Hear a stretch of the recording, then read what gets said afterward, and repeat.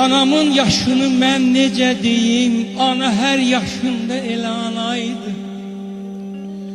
Övlad üçün nə fərqi, o nə yaşdadır, o nə yaşdadır. Dünya bir yanaydı, o bir yanaydı, dünya bir yanaydı, o bir yanaydı.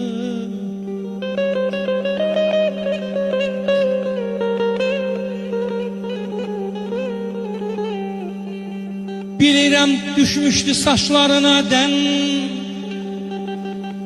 bilirəm düşmüşdü saçlarına dən. Dolaşır suala cavab başında, ana kədərini yaş mıdır ölçən, ana itirmişəm elə ana yaşında.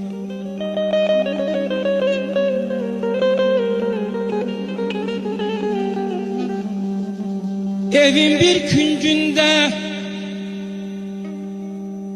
bir küncündə otursaydı da nəfəsini hər otaqda duyardı.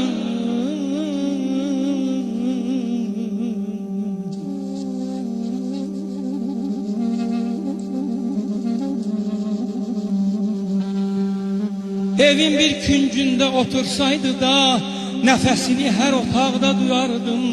Əgər hansı yaşa adlasaydı da başımı dizimin üstə qoyardım.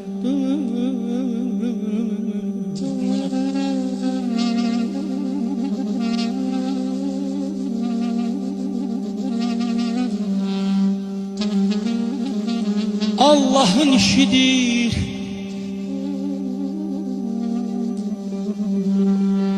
Allah'ın işidir, ömrü o verer.